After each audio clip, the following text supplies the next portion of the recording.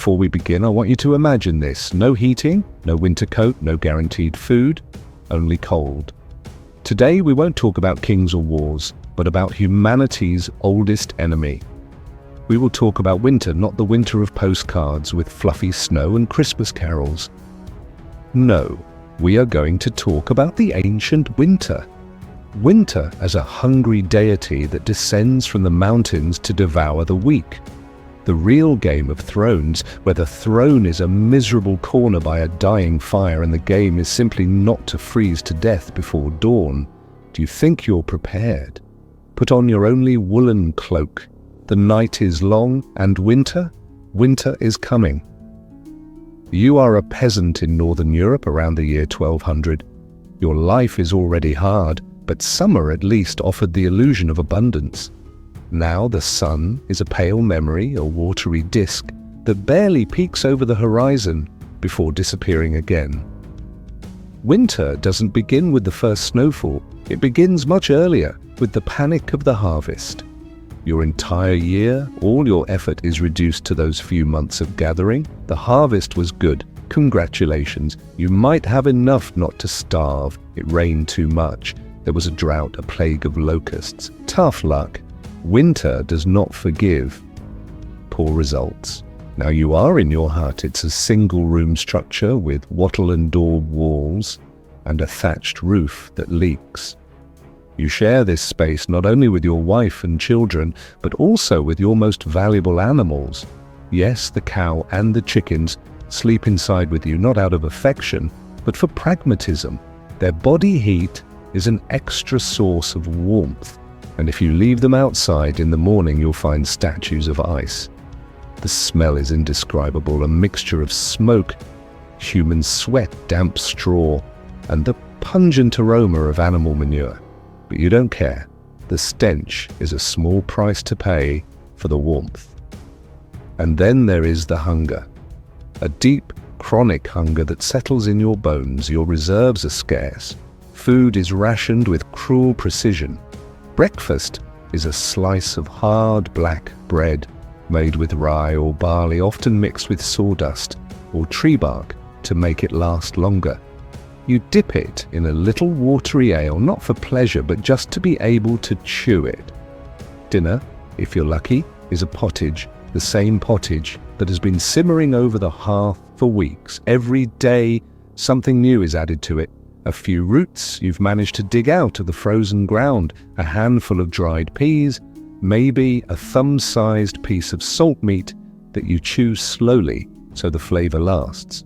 There are no vitamins. Scurvy is a constant threat. Your gums bleed, your teeth loosen. You feel weak, lethargic, but you have to keep going.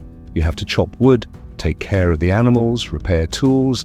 Winter does not allow you the luxury of being sick. The children suffer the most. Their faces are pale, their bellies swollen from malnutrition. You give them your share of the bread, knowing that every bite they take is one less day you are guaranteed. It's an impossible choice, one that parents have had to make since the beginning of time. And as you huddle at night, your empty stomach making noises that compete with the howling wind, you hear another sound, that of wolves, hungry, made bold by the cold, approaching the village, looking for any easy prey, any animal or any child that has strayed too far. The cold is not just an inconvenience, it is a killer. You don't have central heating, you have an open hearth in the center of your hut. There is no chimney. The smoke escapes through a simple hole in the roof, taking most of the heat with it. You spend your days in a constant haze with watery eyes and a dry cough that never leaves. Respiratory infections are endemic. Pneumonia is a death sentence. Your clothing is your only defense. You have a single woolen tunic, the same one you wear day and night for months. It's dirty, full of fleas and smells of smoke and sweat. Underneath, if you're lucky, a linen shirt. There is no underwear, no socks. You wrap your feet in rags before putting them in your leather shoes, which are always damp.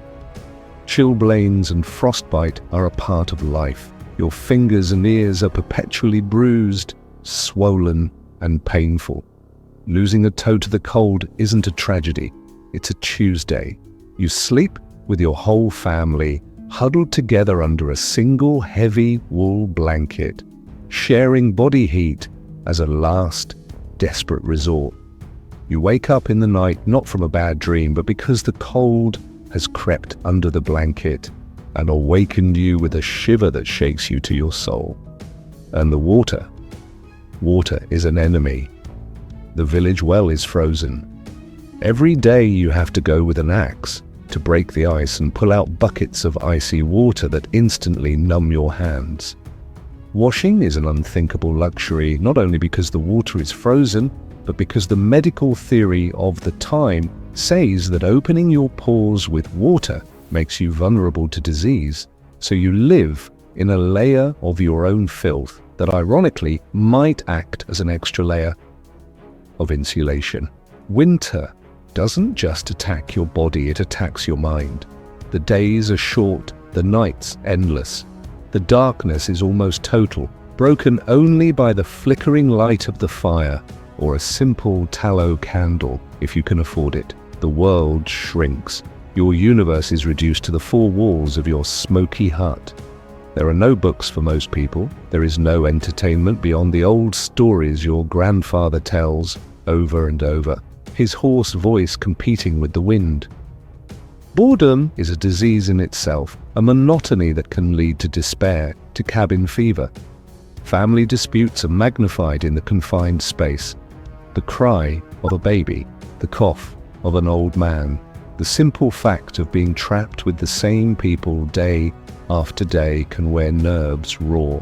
And you are isolated. The snow blocks the roads. Your village becomes an island in a sea of white. There is no news from the outside world. You don't know if the king is dead, if there's a war, if the plague has reached the next town. You live in an information vacuum fueled only by rumors and fears. It is in this isolation, in this darkness, that the old beliefs grow stronger. You believe in forest spirits, in trolls, in the ghosts of those who died last winter. Every creak of the wood, every shadow that dances on the wall could be a sign. Superstition is not ignorance. It's a defense mechanism against a world you cannot control. And when resources run out, when the hunger becomes unbearable, the thin veneer of civilization cracks. Your neighbor, the same one you shared ale with at the harvest, now eyes your grain stores with hungry eyes. Theft becomes common. People disappear. Whispered stories are told of cannibalism in the most desperate villages. Is it true? Maybe not, but the fact that you believe it's possible says everything. Law and order fade away. The lord of the castle is as trapped as you are, worried about his own stores. Bandits, driven from the cities, roam the forests, desperate and dangerous. To travel is suicide. Even family ties are strained to the breaking point. In the worst famines, unthinkable decisions were made. The elderly, the useless mouths were sometimes abandoned. Children were sold into servitude for a sack of grain. This is not the world of heroes. It is a world reduced to its most basic and brutal form. Survival of the fittest, the luckiest, or often the most ruthless. And then one day a miracle happens. The sun seems a little warmer. The snow begins to melt. You hear the dripping of water from the roof. It's the arrival of spring, but the danger has not passed. In fact, it has just changed form. The thaw turns the roads into impassable rivers of mud. Floods can wash away the first seeds you've planted. And worst of all, the thaw releases the diseases that have been dormant during the winter. The contaminated water from the wells, mixed with months of accumulated waste, becomes a breeding ground for cholera and typhoid fever. Spring, paradoxically, was often the deadliest season. Just when you thought you had survived, a new wave of death could sweep through your village. And if you survive that, if you manage to plant your crops and see the first green shoots, then, and only then, can you afford a sigh of relief. You've survived another winter. You've won the game, at least for this season. So as you sit there in your world of heating, supermarkets and weather forecasts, remember this. Our ancestors didn't live with the seasons, they fought against them. Winter was not a time of rest and reflection. It was a war against hunger, cold, darkness, and despair. Every spring was a hard-won victory, paid for with the lives of those who didn't make it. The history they often tell us focuses on kings and their conquests, but the real battle, the one fought every year in every home, was this one. The battle to survive until the sun warmed the earth again. So tonight, when you get into your warm bed, listen to the wind outside and be thankful. Be thankful for the boredom of modern life, because winter is always out there waiting. We just have a thermostat to keep it at bay now. Thousands lived and died in this cold, leaving no more trace than a faded name on a wooden grave marker. If this story made you think about how lucky we are today, subscribe, leave a comment, and tell me, could you have survived a winter like this?